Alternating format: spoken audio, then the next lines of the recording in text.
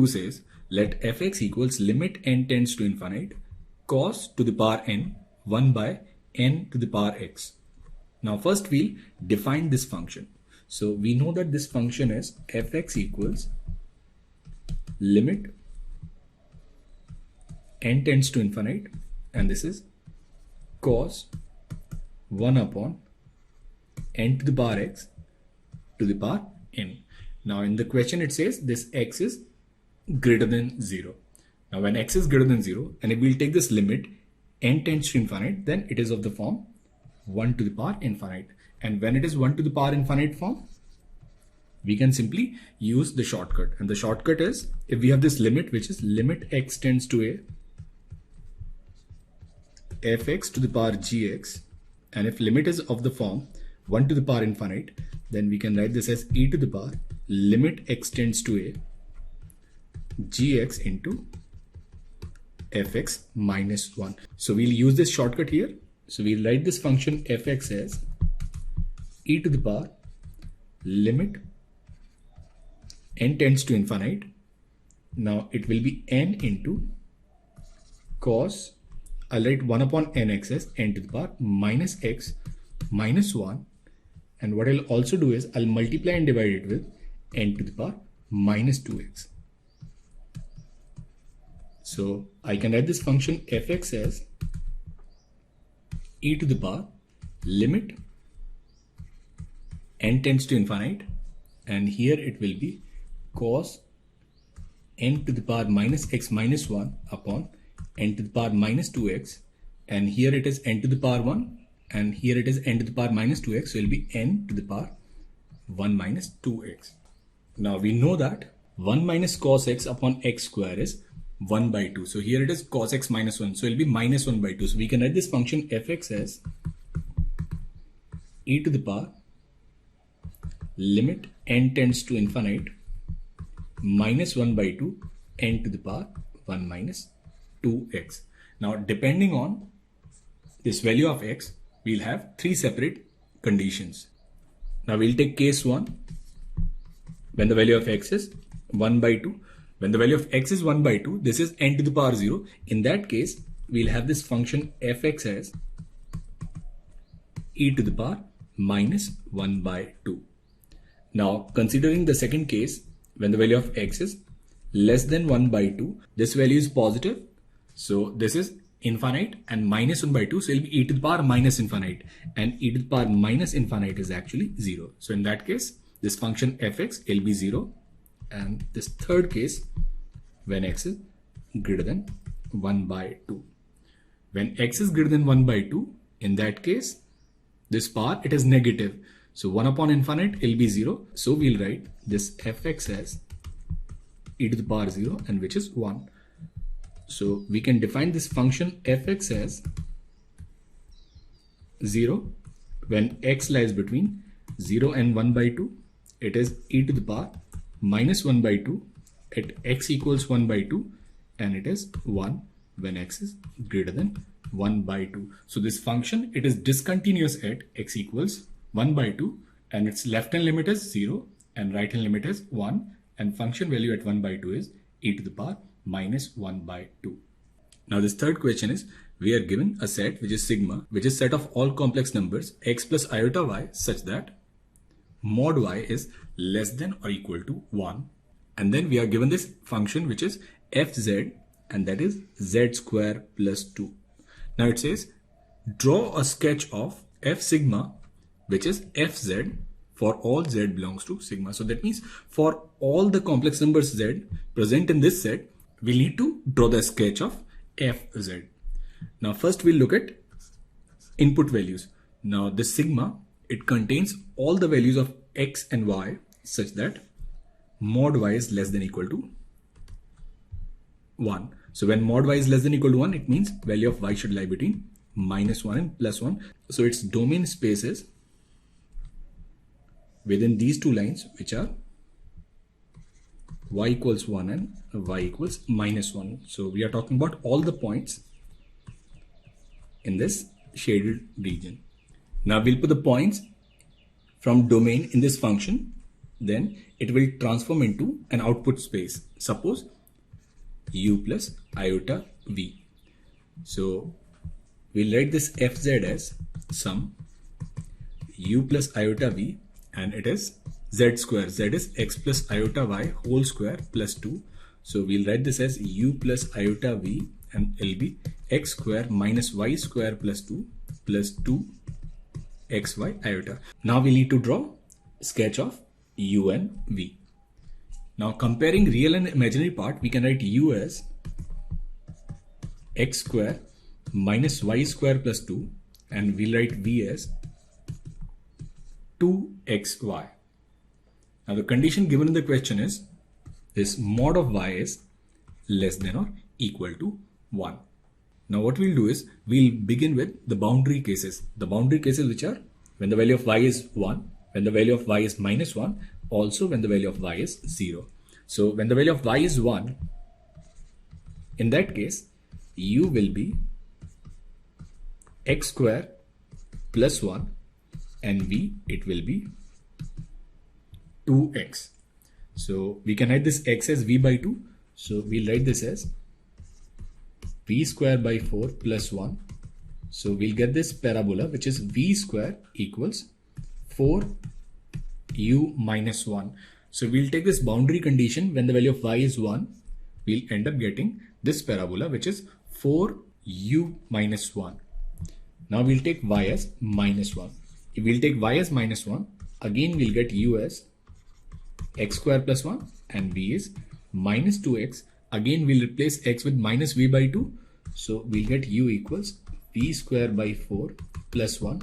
So again we'll get v square equals 4u minus 1. So that is for both the boundary values 1 and minus 1, we are getting the same parabola which is v square equals 4u minus 1.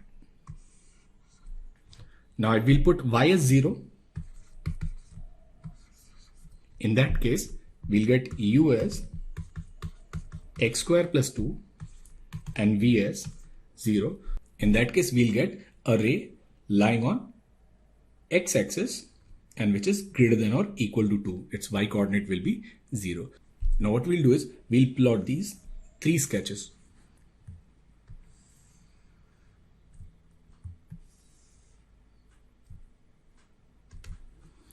Now this is u and this is v. Now this is y square equals 4ax. So it represents a parabola opening rightwards and shifted 1 units to the right. So we can draw this parabola as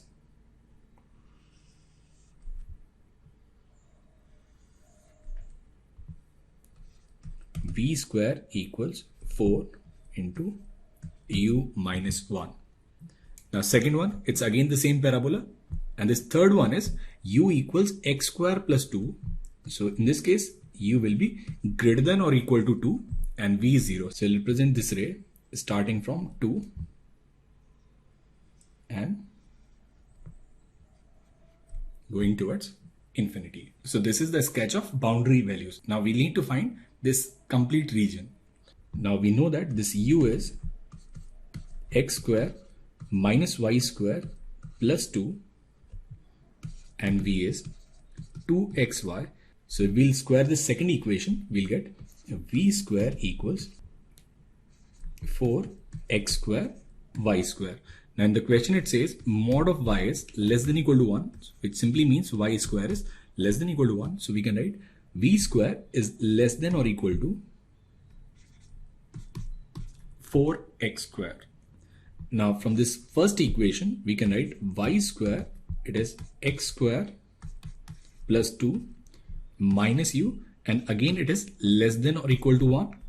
So from here we'll write x square is less than or equal to u minus 1. So now we have two inequality relationships, which is v square is less than or equal to 4x square and x square is less than u minus 1. So from these two we'll get this condition, which is v square is less than or equal to 4 u minus 1. So that means for all the points in this input space, we are getting a condition where v square should be less than or equal to 4 u minus 1.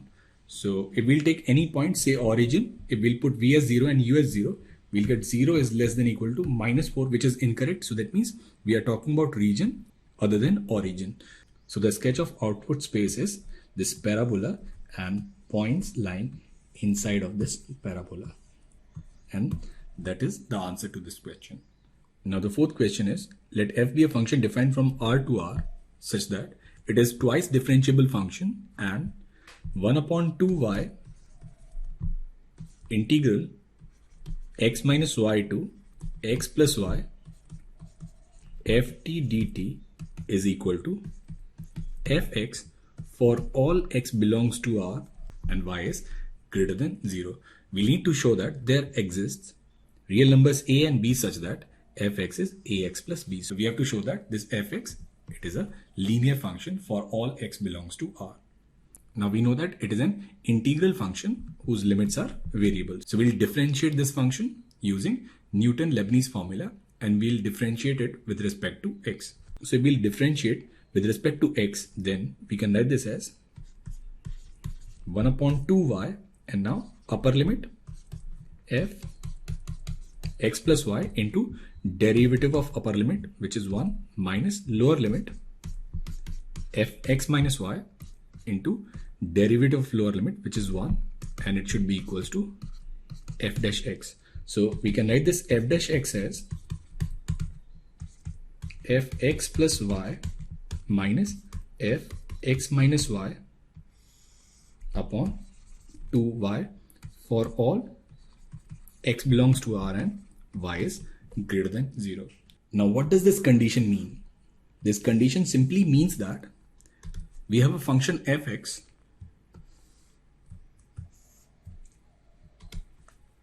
say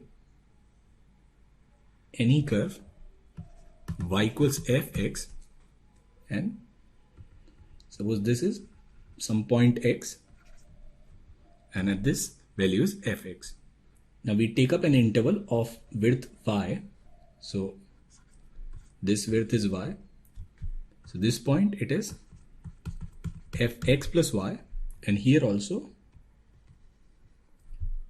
we'll take this y length and it will be x minus y. So this limit here will be fx minus y. So we'll complete this triangle. Then this height is fx plus y minus f x minus y, and this width is 2y. So basically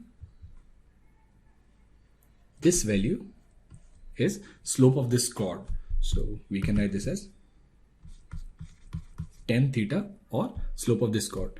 Now slope of this chord is equal to f dash x, which simply means instantaneous slope for the function is equal to its average slope. Now, when for a function, instantaneous slope is always equal to its average slope, it clearly means that this fx is a linear function. So fx is a linear function because in this case, for all the values of x and for all the intervals of length y, average slope is equal to its instantaneous slope, and which is only possible in the case of a linear function. So we can express this fx as sum ax plus b, where a and b, they are real numbers. Now question number 5, it starts with the definition of convex set. A subset S of a plane is called convex if given any 2 points x and y in S, the line segment joining x and y is contained in S. So if we have any set such that if we'll take any 2 points and connect the line between them, then all the points on this line, it should lie within this set. Then this set is called as a convex set. So for a quadrilateral, it says a quadrilateral is called convex if region enclosed by the edges of quadrilateral is a convex set. Now we need to show that given a convex quadrilateral Q of area 1 unit, there exists a rectangle R of area 2 such that Q can be drawn inside R. So what we'll do is we'll first draw a quadrilateral Q of area 1.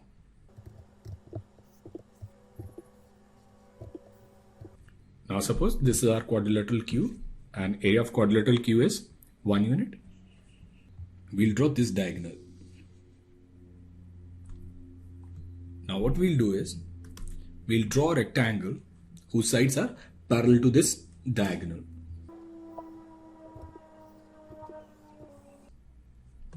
Now we need to prove that it is possible to have a rectangle of area 2 units. So suppose this is perpendicular from these points on diagonal. Suppose this is L1, L2, and length of this diagonal is suppose L. Let us name the points also. Suppose these points are A, B, C, and D, and the points on rectangle, let they be K, L, M, and N. Now first we'll write area of this quadrilateral ABCD. So area of this quadrilateral ABCD, which is A1, it will be 1 by 2 and then L1 plus L2 into L, and this is equal to 1 square unit. Now we'll write area for this rectangle. Now for rectangle BDLK, length of the sides are L and L1, so it will be L into L1, and area of BDMN, it will be L into L2. So area of this rectangle, which is A2, it will simply be L into L1 plus L2. Now we know that L into L1 plus L2 will be 2 units. So area of this rectangle is 2 units. So for any quadrilateral of area 1, it is possible to have a rectangle of area 2 square units. Now question number 6 is pretty standard question. So it says for all natural numbers n, let a and b under root of 2 minus root 2 plus root 2 plus root 2 and n many radicals. We can write this a n as root 2 minus root 2 plus root 2, and in the end we have this under root of 2 plus root 2, and there are n such radicals. Now what we'll do is we'll write this root 2 as 2 cos pi by 4. So we'll actually write this as under root of 2 minus root 2 plus root 2, and here it will be under root of 2 plus 2 cos pi by 4. Now we know that cos theta is 2 cos square theta by 2 minus 1. So we'll write this cos pi by 4 as 2 cos square pi upon 8. So it will be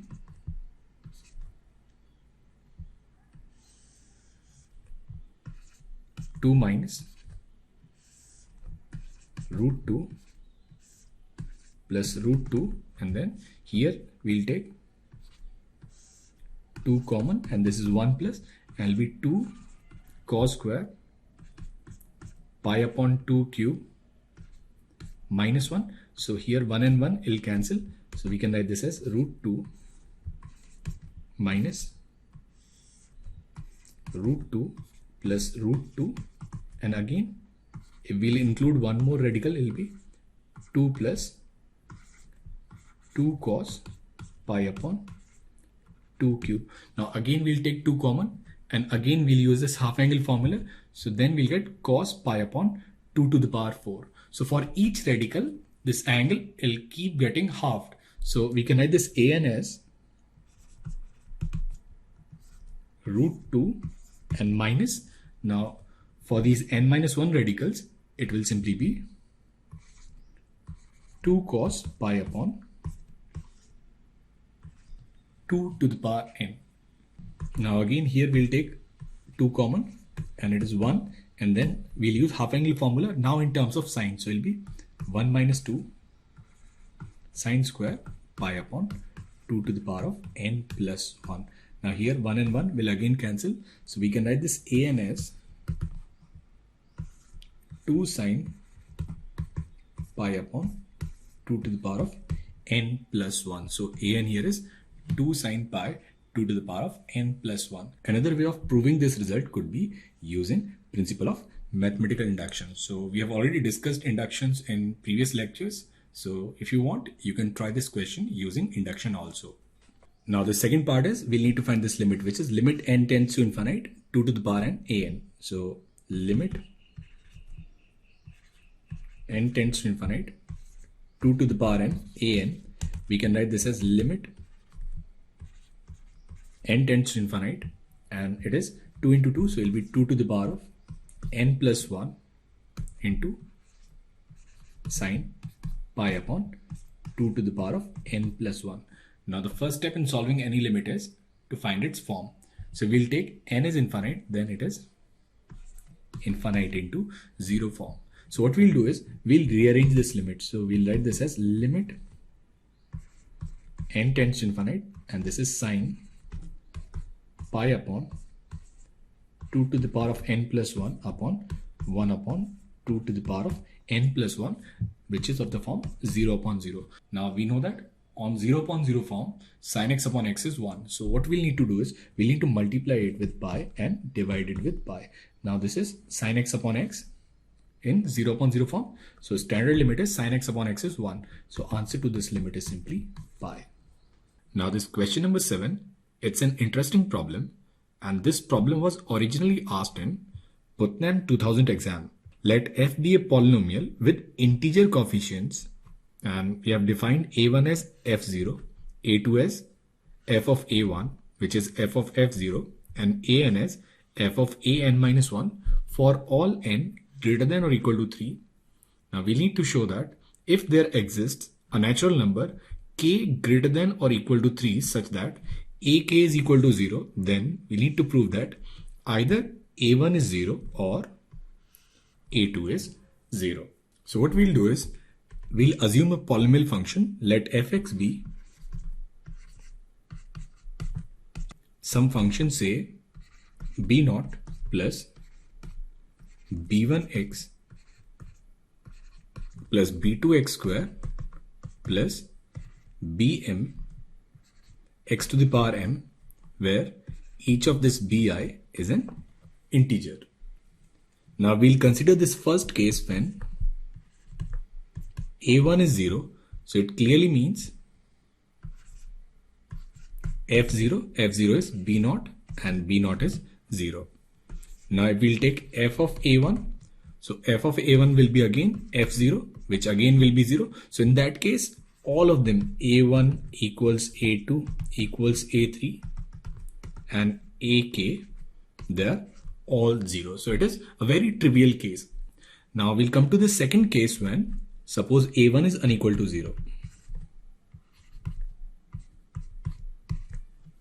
Now in the question it says we have some number k greater than or equal to 3 such that ak is equal to 0. So ak, it is given that it is equal to 0. Now we'll take f of ak, then f of ak will be f0. Now f of ak is nothing but ak plus 1. So from here we'll write ak plus 1 is equal to f0, and f0 is nothing but it is a1. So ak plus 1 is equal to a1, and again if we'll take f here, we can write f of ak plus 1 is equal to f of a1, and f of a1 is nothing but a2. So from here we can write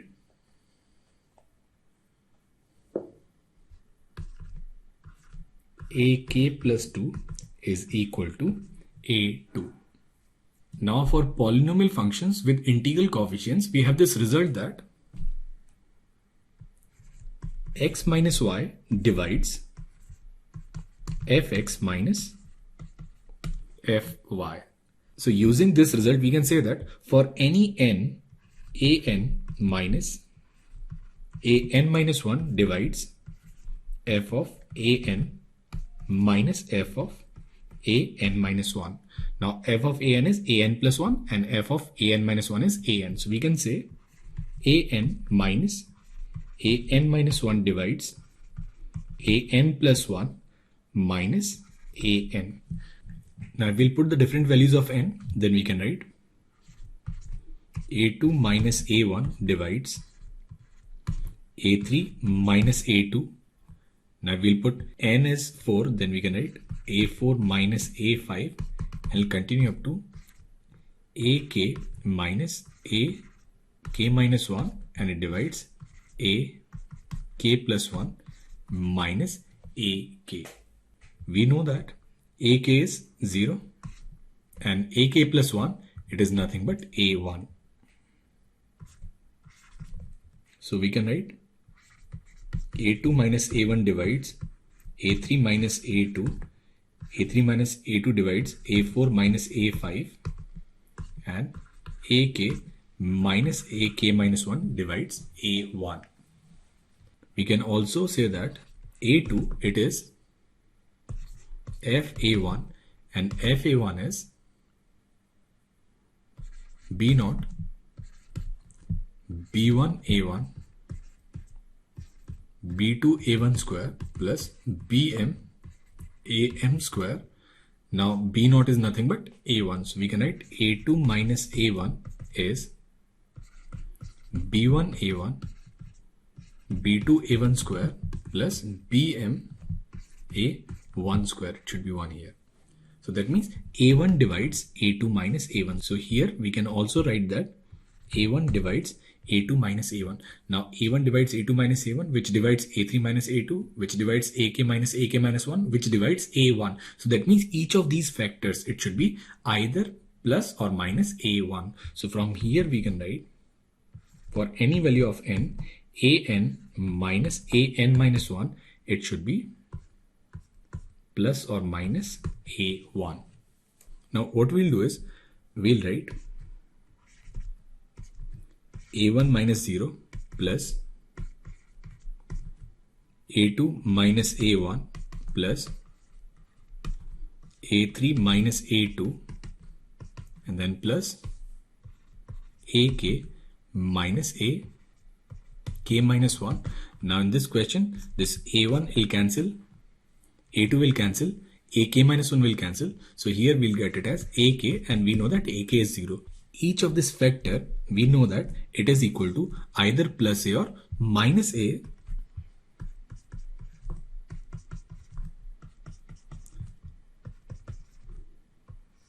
So some of the factors must be plus a and some of the factors must be minus a, so that eventually they should cancel out to give us this result, which is 0. So of all these arrangements, which is a1 minus 0, a2 minus a1, a3 minus a2, a4 minus a3, and some random maybe a t minus a t minus 1, and then a t plus 1 minus a t up to ak minus ak minus 1, there must exist a pair with alternate sign. So that means there must be at least one pair which will have one of the expression is positive and other expression is negative. Say this is suppose plus a and this is minus a, or this is minus a or plus a. So of all the expressions, at least two neighboring expressions will have different signs. From here we can write a t minus a t minus 1 equals minus a t plus 1 minus a t. Now in this one a t will cancel. So here we can say a t minus 1 must be equal to a t plus 1. So we get this result which says a t minus 1 must be equal to a t plus 1. Now we'll take functions. So we'll write f a t minus 1 equals f a t plus 1. So from here we'll say a t is equal to a t plus 2. So from induction we can say that this result is true for all the values of n. So in general we can say that an must be equal to an plus 2. Now we'll put n as k, then we'll write ak equals ak plus 2, and we have shown that ak plus 2 is same as a2, and since it is given that ak is 0, so from here we'll say the value of a2 is 0. So any number k greater than or equal to 3, if ak is 0, it simply means either a1 is 0 or a2 is 0. Question number 8 says, consider the following subset of the plane C1 when x is greater than 0, it is y equals 1 by x, and C2, when x is less than 0, it is y equals minus 1 plus 1 by x. So what we'll do is, we'll first draw these two curves.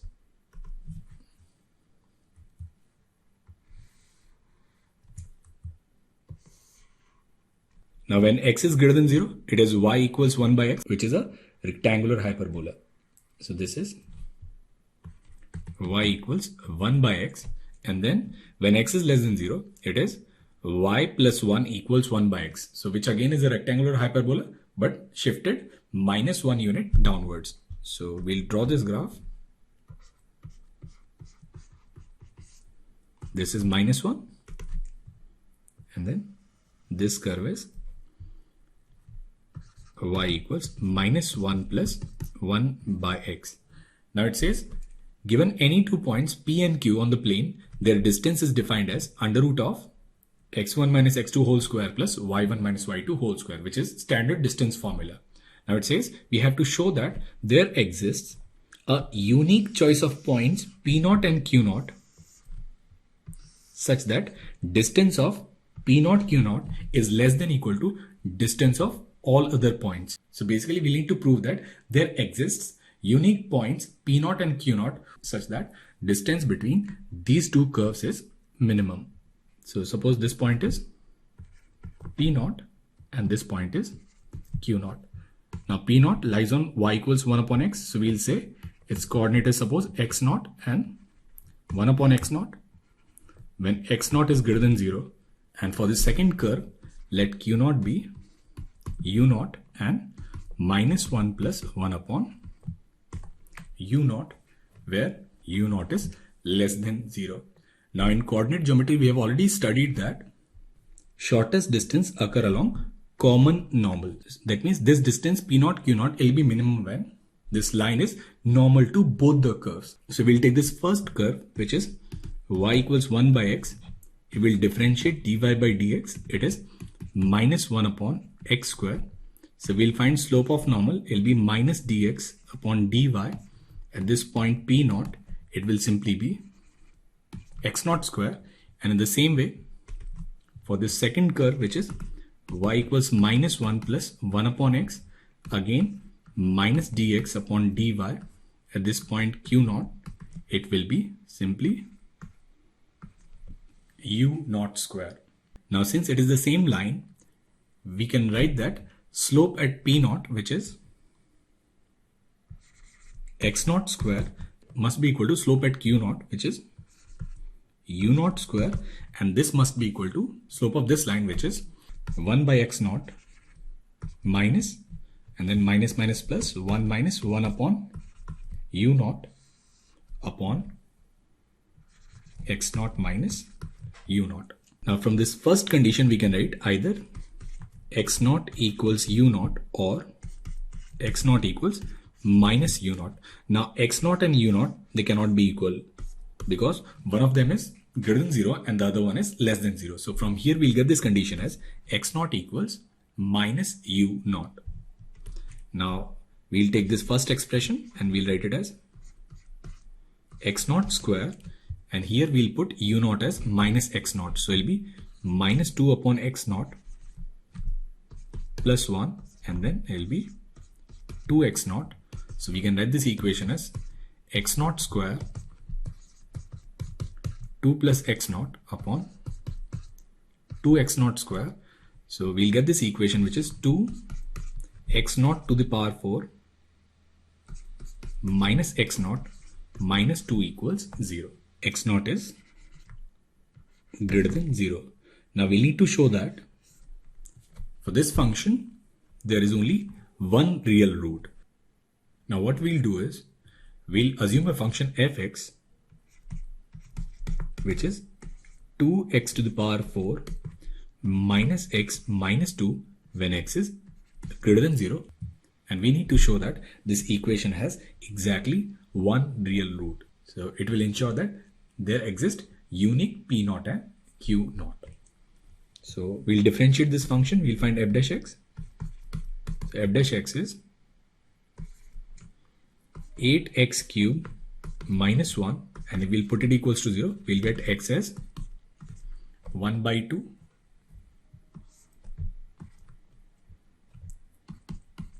Now when x is greater than 1 by 2, it is positive, and then before that it will be negative. So this function, it decreases from 0 to 1 by 2, and then from 1 by 2 this function increases. Now we'll find the value of this function at 1 by 2. Value of this function at 1 by 2 will be, so this is 2, and 1 upon 2 to the power 4 will be 1 by 8 minus 1 by 2 minus 2. So we'll get some value which is 8, 1, minus 4, minus 16. So minus 19 by 8, and the value at 0 is minus 2. So we'll draw the graph of this function. Then at 0, it takes the value minus 2. It then decreases. At 1 by 2, it takes the value minus 19 by 8, and then it increases. It is going to intersect x-axis at exactly 1 point.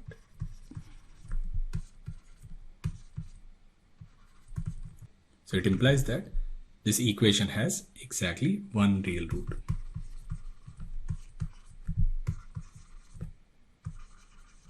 So there is unique value x0 and subsequently unique value u0, such that distance between P0 and Q0 is less than or equal to distance of all other points. So this is how we solve this question. Hello and welcome to the world of mathematics. I present my website www.mathsmarazing.com and my YouTube channel Maths Marazing for your kind perusal. If you like them and are inspired by the possibilities, then consider subscribing and sharing it with someone you know who might benefit from it. Thank you.